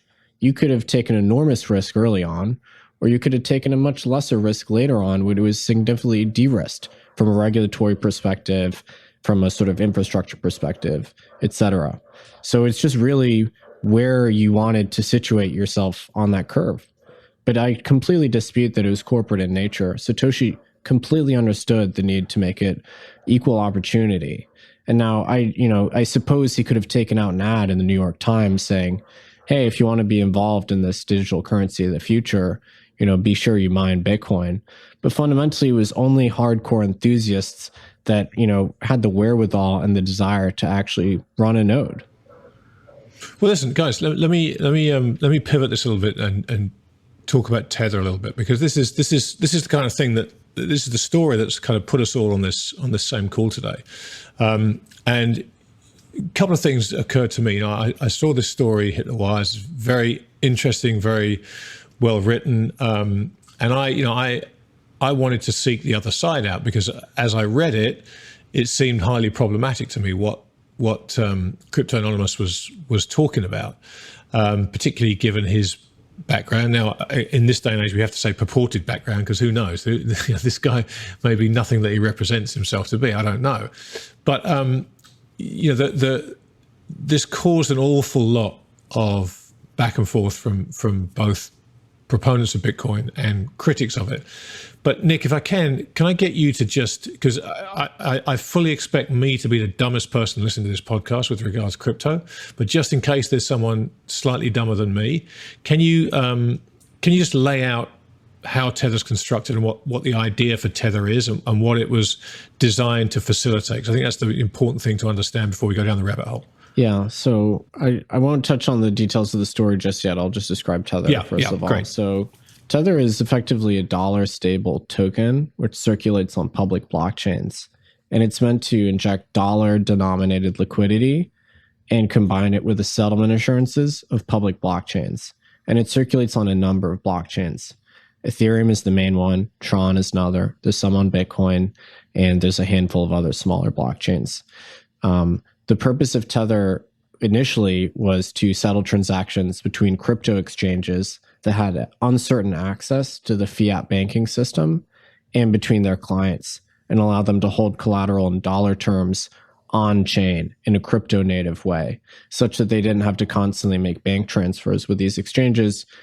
The first exchange that really sort of underwrote Tether or promoted it was Bitfinex, and Bitfinex had this history of being deplatformed from banks, including Wells Fargo. So they really embraced Tether as this way to allow their traders to sort of hold a US dollar position and trade in and out with Bitcoin. So that was the purpose. And then mechanically, the way it actually works is there's certain sort of qualified participants that create and redeem Tether. They face off against Tether itself, which has this bank called Deltec. And if Tether trades above the peg, because there's a lot of demand for Tether in the market, these peg entities, being $1 to one tether. Right? Yeah, that's right. Then these entities will create tether at par and collect the difference. And if it trades below the peg, they can redeem tether for $1 and collect the difference to the market price. And so that's the mechanic through which tether stays in line with the peg effectively. There's a lot more to the story, but those are the basics. Yeah, I mean, and we'll get to the story. So Mike, I know that you've spent a lot of time looking at tether. You've looked into it. You've gained your own understanding of it. Let's start with your understanding of tether, potentially the problems that you see inherent in the structure of it. So the way I would describe Tether is it's the equivalent of a money market mutual fund. When you invest with Fidelity or you invest with Schwab, you're not actually making a deposit. You are buying shares in a money market mutual fund, which is a zero variance or a zero volatility asset. Effectively the same thing we're describing with the stablecoin dynamic around Tether. Those entities in a money market mutual fund hold exclusively high quality liquid assets. They regularly publish that information. Right now, Tether was introduced exactly as Nick describes onto the blockchain and into the crypto community to provide that type of equivalent, effectively a zero volatility asset that could be held in lieu of being exposed on a continuous basis to the high volatility associated with Bitcoin or other crypto assets. The problem, of course, is that unlike a money market mutual fund, it has zero transparency. It is being run by a firm that is currently being sued by the New York Attorney General for defrauding its investors and failing to reveal that they had taken a substantive loan somewhere in the neighborhood of $750 million from the deposits that were supposed to be held in high quality liquid assets to bail out the corporate parent, because the corporate parent had been so irresponsible as to sign up with a Panamanian processor and not even get the terms constructed so that when they gave them roughly $1 billion, $850 million, that the Panamanian processors just said, thank you very much, we have no obligation to you, we're going to keep that money. Right? Failing to reveal that is sitting at the core of the New York Attorney General's suit against Bitfinex. I would go a step further and say, even after that event, we have no transparency. They list a quote unquote transparency page that clearly lays out their claimed liabilities in the crypto space, right? So how much Tether has been authorized or is held against Ethereum or against Bitcoin or against Tron, as Nick was pointing out. But it lists an asset number with no details behind those assets whatsoever. And if you parse the statements that they make, even to the New York Attorney General, where they state, we are 74% backed and we hold X amount in the quantity of cash and cash equivalents, they make no statement as to the liabilities. And this sits at the core of the difference between an audit and an attestation. All we have for Tether is somebody saying that at some point or another, they saw cash that was equivalent to X% of the assets. There is no statement as to, was that a short-term loan? Was that actually segregated customer accounts, et cetera? So now explain why this is important, because there's a couple of components that I want to help people understand. That is the application of seemingly extreme leverage here, and the potential damage that causes, and also the flows through Tether and into the coins. Nick, perhaps you could go first and just take on the leverage component of that. Well, so, first of all, I don't really dispute anything of what Mike is saying here. I obviously don't have any exposure to Tether. I'm not a user of Tether. I certainly know entities and market makers and trading firms that use Tether and create and redeem Tether and have created and redeemed hundreds of millions of dollars worth of Tether because it's incredibly useful in the crypto context. The other piece of context I would add would be, I believe that 74% backed claim was in 2019. So unfortunately, Tether is incredibly untransparent, and they do not produce a monthly attestation as to the reserves. unlike other stablecoin issuers.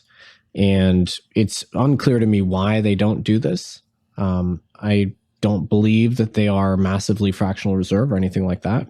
But I think... Why do you not believe that? I'm sorry. Well, I personally have no reason to believe that, the entities behind a very profitable business would undertake a gigantic fraud for sort of unclear reasons.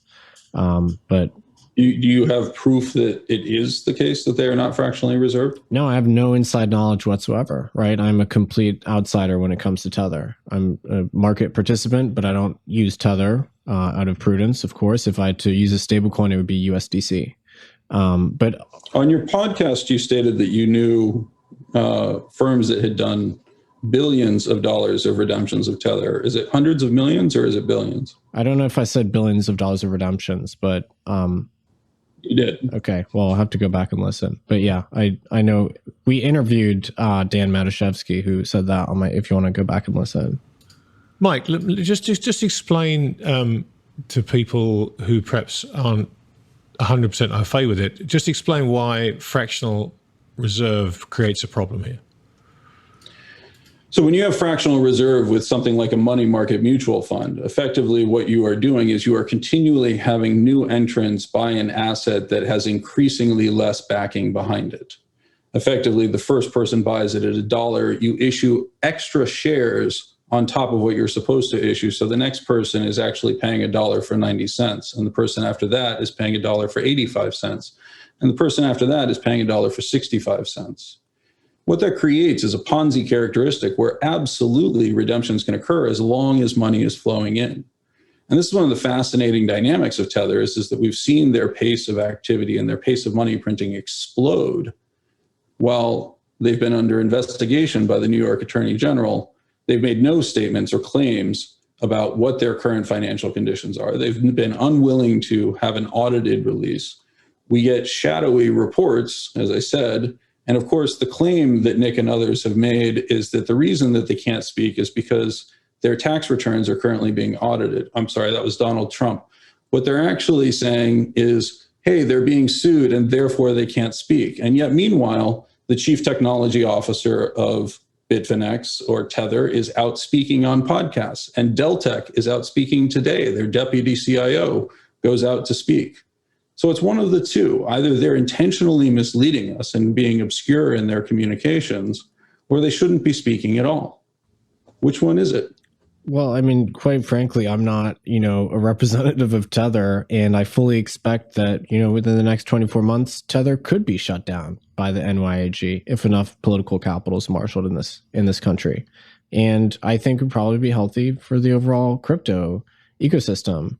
What you're omitting is the fact that there are certain extravagant claims being made by entities like Crypto Anonymous and other folks, claiming that Tether is being used to support the price of Bitcoin with unbacked issuance, which is then converted into sort of naked Bitcoin buys. Now, that is the claim that I contest, right? The fact that Tether is unaccountable and untransparent, that is known, and, I obviously support more transparency. But I also contest the claim that basically Tether is responsible for the price of Bitcoin. If you look at the statistical evidence, we don't see that. And fundamentally, I don't really see any evidence that Tether is being issued on an unbacked basis to support the price of Bitcoin. So it's interesting that you mentioned that, right? Because if you, first of all, think about the claims that Crypto Anonymous or others, for example, John Griffin, as in Griffin and Shams, are making. It's not that it's being used to drive the price higher. It's that it's being used to support the price. So when price declines occur, additional Tether are printed that in turn support the price or arrest the fall, giving the illusion that it is a safer and more secure asset. Nobody's disputing the data that you've presented or that you've mentioned in terms of institutional or retail flow of capital coming from American or European accounts. Everybody acknowledges that that's a component. The question is Tether being used to support it when it declines? Now, there's a paper from John M. Griffin, right, which was released first in 2018 and then again in 2020 that alleges exactly that and demonstrates it in a statistical fashion. Yeah. So that's the paper in question that I'm contesting because, again, so they managed to get published in the Journal of Finance, so congrats to them. But there's other papers that contest that, right, and say there's no statistical relationship between the issuance of Tether and the price of Bitcoin. So, like pick your paper here. Yeah, so let's actually refer to those papers because you've been helpful in providing them, right? So first, I just want to actually give the background of John Griffin, right, who's a professor of finance at the University of Texas, runs a firm focused on forensic accounting and the identification of fraud for the recovery of individuals. He has no interest in Tether or Bitcoin. On the other hand, you cite papers by Lyons and Vishwanath Natraj, right? And their paper, which you say disputes or disproves the Griffin paper, says on page 30, buried at the back, our results do not discount the possibility that price manipulation can occur as discussed in Griffin and Shams. The second paper that you cite is Wang Chun Wei, who has written papers on trading cryptocurrencies, is actively promoting it on Tether. And in his view, he says, let's see, our paper does not examine whether the Tether coins are backed by US dollars or not. We examine the impact on subsequent cryptocurrency price. We do not find evidence that it causes subsequent increases. They say nothing about supporting the price. There's a difference between a price increase and a support.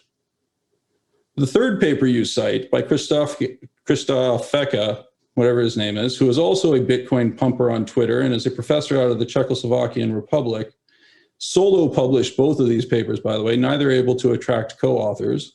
And in his paper on page 19, it says, the interpretation of this phenomenon is highly dependent on stablecoin backing. If the backing is valid and existent, but not necessarily a full backing, then the stablecoin influx signals an increased demand and investment in crypto assets.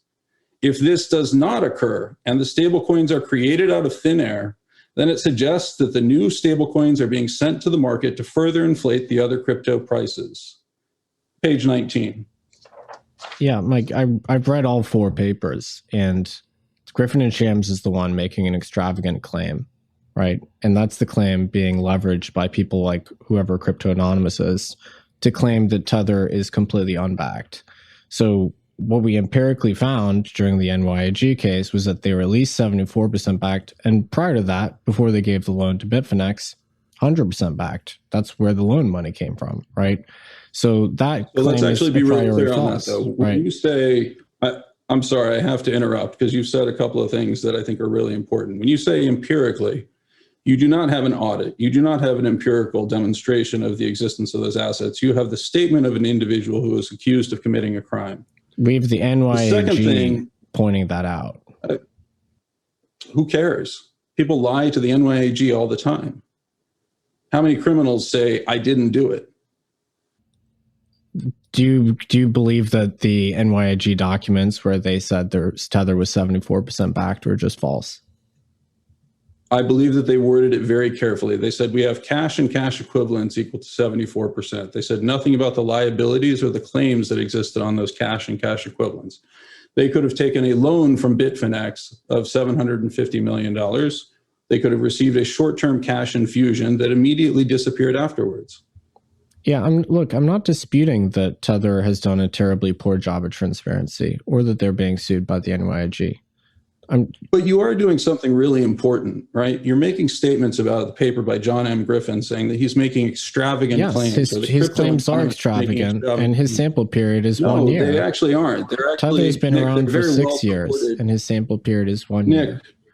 Right. His statements, yes. The third paper, which admits that it depends on whether the stable coin is backed or not, right, uses a period of 5 years as compared to, or 6 years as compared to a single year, which was intentional because John Griffin was focused on a particular period.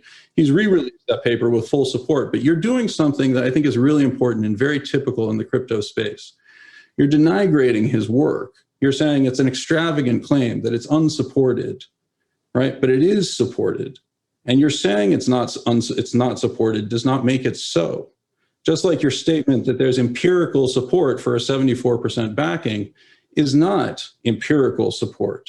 It is a statement by an individual being accused of a crime. Mike, the Griffin and Shams paper is an inferential analysis of Bitcoin price and Tether issuance.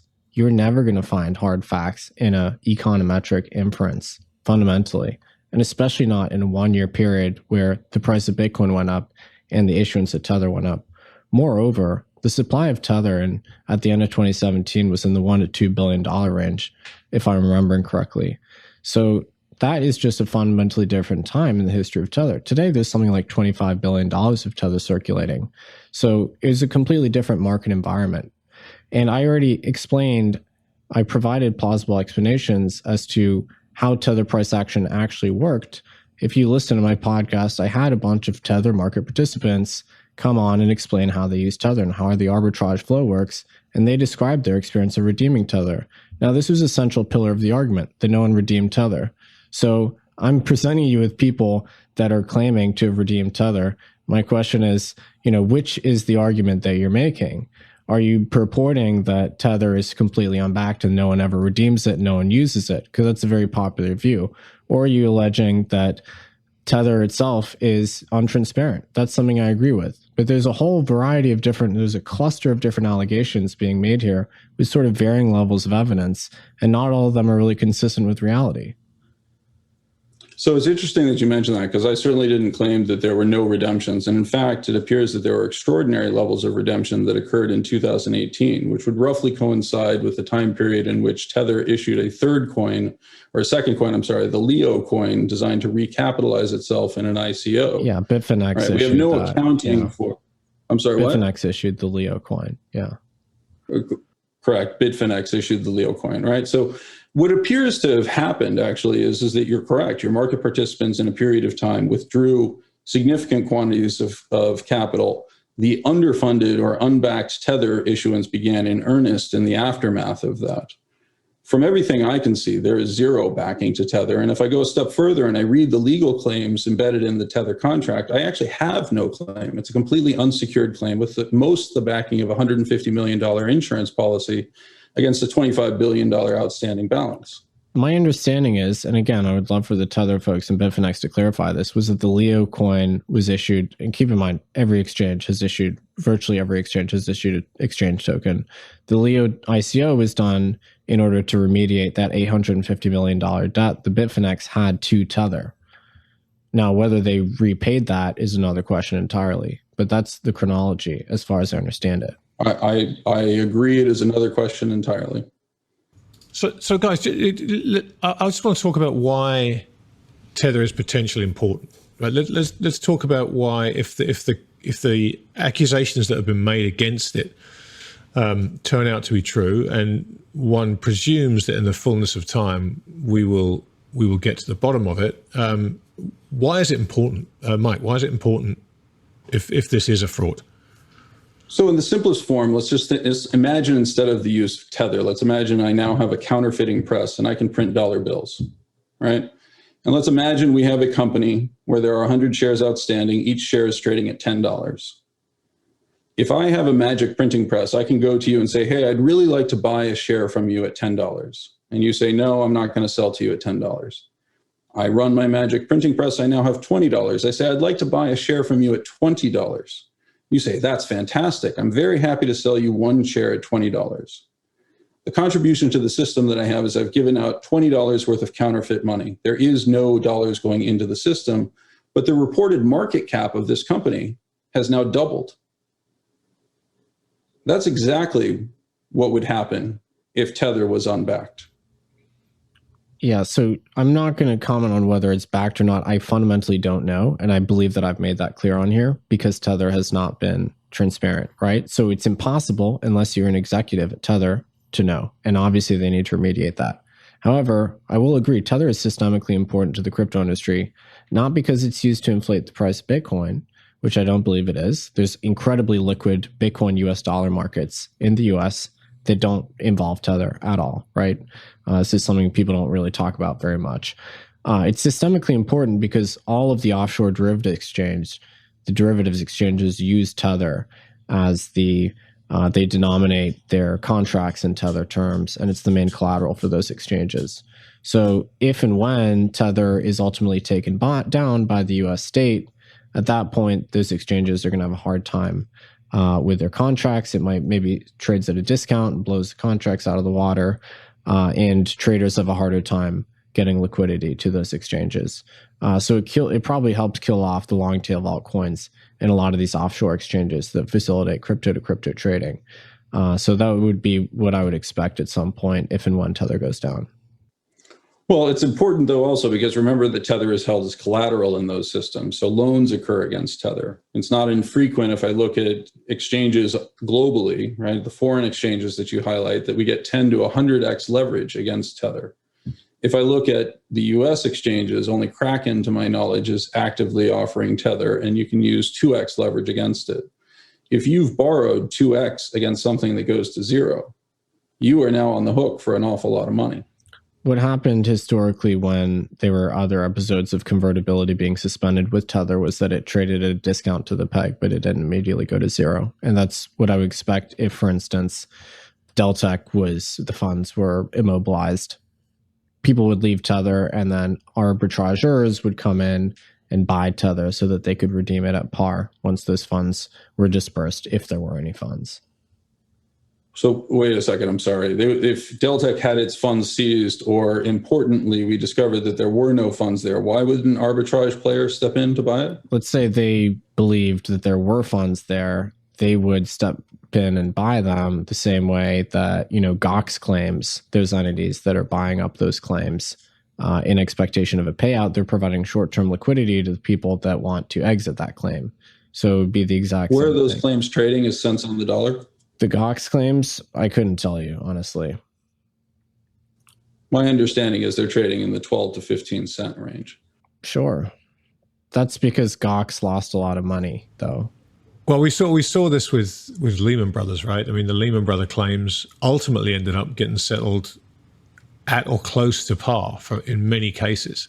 But obviously there were an awful lot of assets there to be sifted through and unwound. It seems to me that if Tether turns out to be unbacked, I think that arbitrage scenario turns out to be very unlikely to be the way it goes, because I think if in the previous issue you cited there, Nick, there weren't claims of fraud necessarily floating around, and they weren't under investigation by the MIAG. So I don't know. That's why when I read the article, it seemed to me to be very important, because the quantum of this turning out to be true seems to me to be a very material problem for the entire cryptocurrency space.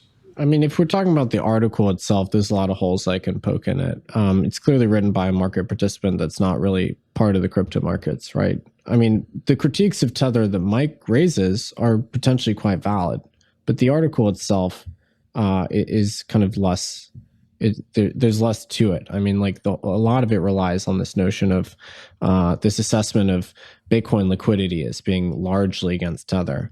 And that just relies on junk data. That relies on CoinLib data, and they take exchange data at face value. But the thing these exchanges that rely on tethers do is they fabricate volume to make themselves look liquid, because these are not exchanges like NYSE or NASDAQ. These are kind of fly-by-night exchanges set up by, a couple guys in a basement. So the Tether data, the Tether BTC data, and the Tether altcoin data, that is overstated. Everyone that's involved in crypto markets knows this, right? Bitwise pointed it out in their SEC application, right? You have a bunch of providers like Masari, like The Block, like Coinmetrics, my firm, that do the work to denoise this data and to create a whitelist of exchanges that are credible. But CoinLib doesn't do that. So we're dealing with data which overstates Tether's liquidity impact on the market. So that's just one of many things that I could point out that, kind of poke holes in this particular analysis and suggest to me that the author of this paper is not really a seasoned crypto market participant at all. Yeah, I don't know the author of the paper, and I actually kind of share Nick's view that the author comes close but doesn't actually get the true story. So from my standpoint, the paper is a distraction, and the attempt to use it as a vehicle for dispelling the uncertainty around Tether is disingenuous. Right. Well, okay, look, before we wrap this up, and it's been a fascinating conversation, and I can't thank you both enough for actually sitting down and doing this in such a civil way, which in the crypto space is not always that easy. But let's just get both of your views about what happens now. What should we be looking out for as the next stage of this? I'm talking particularly about the tether. Are we waiting for the NYAG? Are we waiting for, does price solve this? What do we think happens next, and what should people be paying attention to? I mean, I can go first. I think it'd be nice to have a resolution to the tether story, whether it's a seizure of the funds in the bank accounts. That would remind the industry that they should not be holding collateral which is impregnated with liability, and they should be focusing on liability-free assets like Bitcoin. Bitcoin was previously kind of the sole reserve asset in the crypto industry, and then the crypto industry, a lot of these exchanges became tetherized, right? And it would be a healthy correction if tether is eliminated from the markets, and either Bitcoin returns as the crypto reserve asset, or other stable coins, which are more credible, return and grow their market share, right? So there is plenty of very valid stable coins which are either backed by crypto collateral or which are backed by dollars, and they perform monthly attestations. So tether is definitely a black cloud hanging over the industry. And I would love to see it resolved. I don't believe it is catastrophic. I think its failure would be felt by every industry market participant for sure. But I fundamentally would dispute the allegation that Bitcoin is trading at non-zero prices because of tether. So I wouldn't dispute that Bitcoin is trading at non-zero prices because of tether. I would suggest that the price is dramatically inflated because of tether. As I look at what happens next, my expectation is that in advance of the NYAG making a ruling, we'll ultimately find that tether is not backed, and that Deltec is not the entity that it presents itself to be.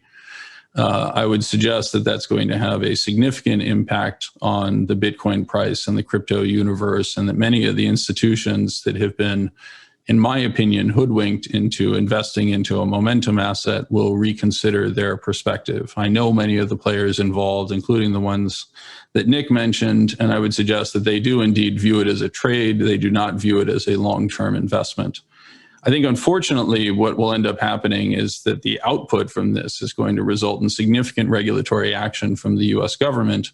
And that on that event, unfortunately, as Nick says, he's going to become a dissident and a rebel against the United States. I think many others will be likewise encouraged to do so. And it contributes to the fractioning of our society, which I think is a true problem we have. Nick, a final word? Before you become a dissident? Look, I find it comical that Mike portrays crypto as something that's deepening the divisions in our society. Our society is divided regardless of whether or not a niche asset class exists or not. Okay. But the way that society is going is clearly we have an enormous debt overhang, and that's going to have to be remediated through inflation because the US is not going to default on its debt, right? And there's a lot of entities positioning themselves to protect themselves from that inflation. That's fundamentally what's going on. Outside of the US, you already have monetary repression, devaluation, inflation. Bitcoin is quite relevant in these places, but I'm sure it'll be much more relevant in the US. And tether is an extremely convenient stick to bash Bitcoin with, fundamentally. It allows otherwise smart people to dismiss the Bitcoin phenomenon without engaging with it completely. And quite frankly, the Bitcoin phenomenon is much bigger than any single stablecoin that's attached to it. Bitcoin is about monetary freedom and freeing yourself from the tyranny of monetary discretion. And it has been tyrannical, whether it's through inflating asset prices and making young folks feel like they don't have a stake in society because they can't obtain a 401k at reasonable prices, or they can't buy property in an urban center, or whether it's through the more direct form of inflation. That's what people reject. And I think you should look at this movement of especially young people to embrace alternative monetary rules like Bitcoin as evidence that the monetary authorities in this country have failed and are continuing to fail, and their hands are tied now, and they're not really going to be able to extricate us from this current mess without devaluing the dollar. And so, I would encourage you to think of Bitcoin as a longer term phenomenon than simply momentum trade. For sure, it has cycles. It has these booms and busts, but the longer term trend here is a secular trend of monetization and becoming an asset of consequence. And it's well on its way to being that.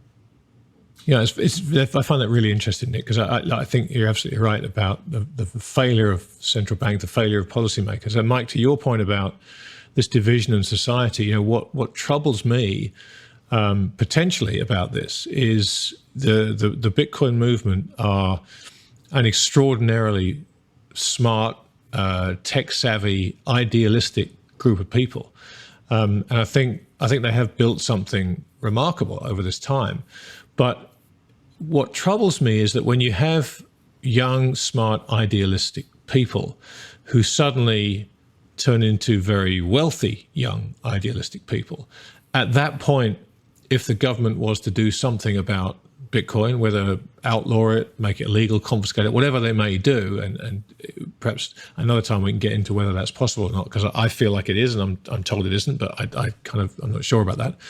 But I can't think of a more problematic situation for a government to face. I think if you take the wealth component out of it, if you just assume that the Bitcoin movement are young, smart, tech-savvy, idealistic, and you take away that dream, then the reaction from them is wholly different to the reaction you might get if you take away hundreds of billions of dollars from them as well, because you're not only taking away their dream, you're taking away the future that in their minds they've built for themselves. And I cannot think of a worse enemy to create within your own borders than that group of people, young, smart, pissed off, incredibly tech savvy. It just seems, to Mike's point, potentially a very problematic situation for a government to let's face, saddle itself with, and I do worry about that, I have to say. Is that directed at me or Mike? No. That was just me kind of saying that. If feel free if you would like to address it. Feel free, Nick. I think ranting. Mike deserves a closing statement as well, because I had one. Sure. So I am actually not going to dispute many of the complaints that you have about the system of society that we have today. I agree that the Federal Reserve stepping in to prop up asset prices has contributed to many of the ills that you describe. Right. The solution to that, however, is not Bitcoin. And unfortunately, by encouraging many young people in particular to invest their futures in what is ultimately a very dead-end technology, and again, that's my assessment, you're entitled to a different one, I would suggest that we've encouraged way too many people to take way too concentrated a bet on a very low probability outcome under the idea that they can't stop it. They absolutely will stop it. And the ramifications, I think Grant did a very good job of eloquently describing it. Well, gentlemen, listen, I can't thank you both enough for doing this. I've thoroughly enjoyed it. I've learned a lot from both of you. And my hope for this when we agreed to do it was that we could have exactly the kind of debate which we've had, which is testament to both of you.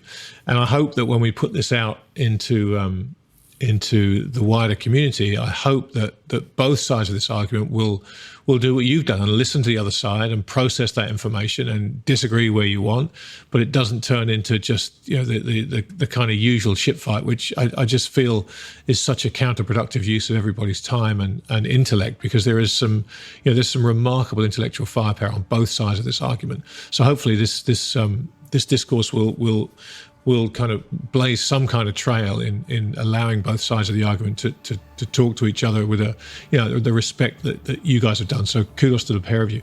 Before we go, just for those in either camp that don't follow the other, just let people know how they can follow you and how they can follow your work and where they can find out more. Nick, do you want to go first? Yeah, so I'm on Twitter, Nick__Carter. And if you want to find out about my firm, it's castleisland.vc. And Mr. Green? Michael Green, I'm confusingly on Twitter as @ProfPlum99.